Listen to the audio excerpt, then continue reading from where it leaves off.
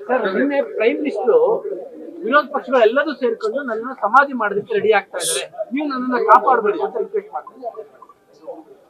ಯಾರನ್ನೂ ಸಮಾಧಿ ಮಾಡಕ್ ಹೋಗಲ್ಲ, ರಾಜಕೀಯವಾಗಿ ವಿರೋಧ ಮಾಡ್ತಾರೆ.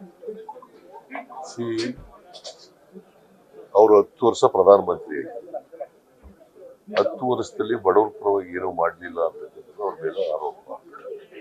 ಜೊತೆಗೆ ಸುಳ್ಳಿನ ಸರ್ದಾರ ಅಂತಕ್ಕಂಥದ್ದು ಇನ್ನೊಂದು ಆರೋಪ. ಅವರು ಏನು ಜನಗಳಿಗೆ ಭರವಸೆ ಕೊಟ್ಟಿದ್ರು, ಯಾವ ಭರವಸೆಗಳನ್ನು ಈಡೇರಿಸಲಿಲ್ಲ ಅಂತ. ರಾಜಕೀಯವಾಗಿ ಸೋಲಿಸ್ಬೇಕು ಅವ್ರನ್ನ ಬಿಟ್ರೆ ಸಮಾಧಿ ಮಾಡಿಸ್ಬೇಕು ಅಂತ ಅನ್ನೋದು.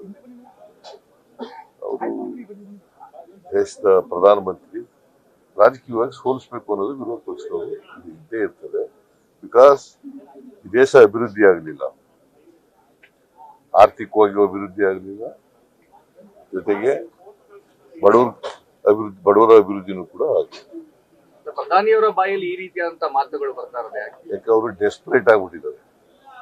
ಪ್ರಧಾನಮಂತ್ರಿ ಸೋಲ್ತೀವಿ ಅಂತಕ್ಕಂಥ ಭಯ, ಆ ಭಯದಿಂದ ಹತಾಶರಾಗಿ ಬಾಯಿ ಬಂದಾಗ ಏನೇನು 10 ವರ್ಷದಲ್ಲಿ ಮೊದಲ ಬಾರಿಗೆ ಈ ರೀತಿ ಮಾತನಾಡ್ತಾ ಇದ್ದಾರೆ ಅಂತ. ಈಗ ಕಳೆದ ಸಾರಿ ಗೆಲ್ತೀವಿ ಅಂತ ಇತ್ತು ಅವ್ರಿಗೆ, ಈ ಸಾರಿ ಕಾನ್ಫಿಡೆನ್ಸ್ ಇಲ್ಲ.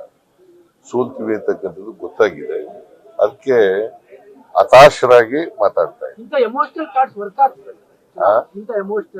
ಇವೆಲ್ಲ ಗೊತ್ತಾಗ್ಬಿಟ್ಟರೆ ಜನಗಳಿಗೆ, ಈಸ್ ಎಕ್ಸ್ಪೋಸ್. ಜನಗಳಿಗೆ ಅವ್ರು ಸುಳ್ಳು ಹೇಳ್ತಾ ಇದ್ದಾರೆ, ಎಮೋಷನಲ್ ಆಗಿ ಮಾತಾಡ್ತಾರೆ, ಎಮೋಷನಲ್ ಆಗಿ ಎಕ್ಸ್ಪ್ಲಾಯ್ಟ್ ಮಾಡ್ಕೊಳ್ಳಕ್ಕೆ ಪ್ರಯತ್ನ ಮಾಡ್ತಾರೆ ಅನ್ನೋದು ಗೊತ್ತಾಗಿದೆ. ಸೊ ಜನ ಗೊತ್ತಾದ್ಮೇಲೆ ಮತ್ತೆ ಒಂದ್ಸಾರಿ ಮತ್ತೆ ಓದ್ ಕೊಡಲ್ಲ. ಯಾವಾಗಲೂ ಮೇಲಕ್ಕೆ ಏರದವರು ಕೆಳಕ್ಕೆ ಇಳಿಲೇಬೇಕಲ್ಲ. ಸರ್ ಈಗ ಯಡಿಯೂರಪ್ಪನವ್ರು ಮಾತಾಡಿದ್ದಾರೆ, ರಾಜ್ಯದಲ್ಲಿ ಬರಗಾಲ ಇದೆ, ಹಾಗಾಗಿ ರೈತರ ಸಾಲ ಮನ್ನಾ ಮಾಡಬೇಕು. ಅವರು ಏನ್ ಹೇಳಿದ್ರು ಗೊತ್ತಾ? ಸಾಲ ಮನ್ನಾ ಮಾಡಿ ಅಂತ ಏನ್ ಹೇಳಿದಾರೆ ಗೊತ್ತೇನ್ರಿ? ಏನ್ ಮತ್ತೆ ಇವ್ರಿಗೆ ಯಾವ ನೈತಿಕತೆ ಇದೆ? ಕೇಂದ್ರ ಸರ್ಕಾರ ಅಧಿಕಾರಕ್ಕೆ ಬರ್ತದೆ, ಸಾಲ ಮನ್ನಾ ಮಾಡ್ತಾರೆ. ನ್ಯೂಸ್ ಫಸ್ಟ್ ನಿರ್ಭೀತಿಯಿಂದ ನಿಮ್ಮ ಪರವಾಗಿ.